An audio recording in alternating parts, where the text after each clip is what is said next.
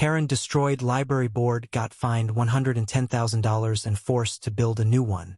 In the quiet town of Willow Creek, the library stood as a sanctuary, its oak shelves cradling stories that bound the community together. But on a crisp autumn evening, that sanctuary trembled under the wrath of Karen Mitchell, a woman whose name would soon echo through the town like a storm. Karen, a local real estate agent known for her sharp tongue and sharper grudges, had long clashed with the library's head librarian, Emily Harper. Their feud began over a trivial fine for a late book return, but it festered into something far uglier, a clash of pride, principle, and power. Emily, a soft-spoken woman in her 30s, had poured her heart into the library. She'd spent years curating programs for kids, hosting book clubs, and preserving rare manuscripts. The library's wooden signboard, hand-carved by her late father, was her pride and joy, a symbol of the town's love for learning. Karen, however, saw it as a relic of a town stuck in the past, a town she believed she could reshape with her influence. The tension between them had simmered for months, but no one expected it to erupt the way it did. It started with a community meeting about the library's budget. Karen, armed with a petition, demanded the board redirect funds to modernize the town square instead. "This dusty old place is a waste," she declared, her voice slicing through the room.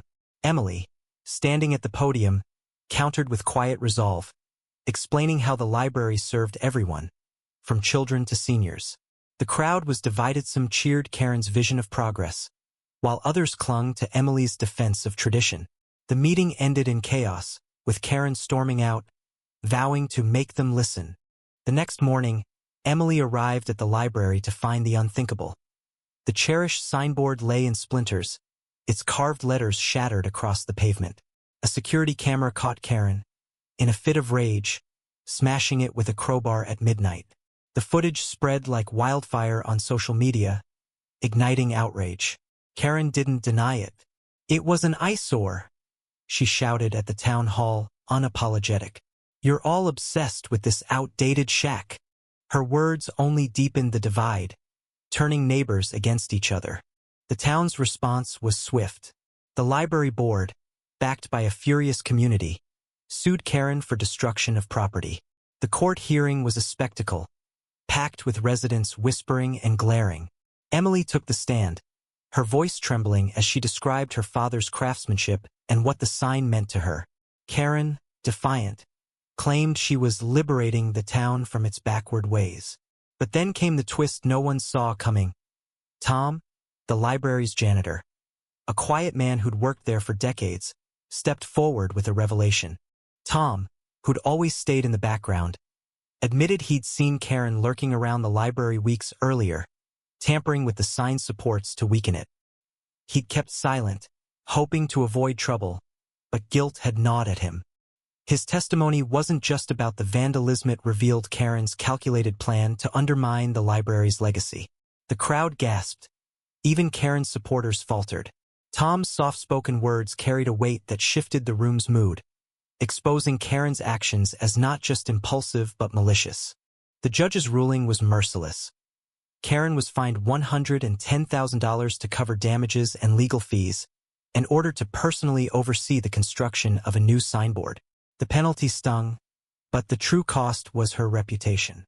Friends abandoned her, her business crumbled, and her name became a cautionary tale. The library, meanwhile, rallied. Volunteers poured in, donations surged, and Emily led the effort to rebuild, not just the sign but the community's spirit. Months later, the new sign stood tall, gleaming under fresh varnish, a testament to resilience. Karen, humbled by the ordeal, worked alongside the volunteers, her hands calloused from labor she'd once mocked. She never apologized outright, but her presence spoke of a begrudging respect. Emily, though scarred by the conflict, found solace in the library's revival. Yet the town remained fractured. Some saw Karen as a villain, others as a flawed rebel who'd sparked needed change. The bitter truth lingered. Karen's rage had destroyed more than wood. It had torn at the fabric of Willow Creek, exposing how quickly pride and division could unravel a community. The new signboard, though beautiful, couldn't erase the scars of distrust. Emily often stood by it at dusk, wondering if the town could ever fully heal. Karen, too, carried her own regrets, her defiance softened by the weight of her consequences. In the end, the library stood stronger, but the story of its near destruction left a haunting question. What does justice mean when a single act of anger can fracture a town? Share your thoughts. Where do you stand on the line between right, wrong, and redemption?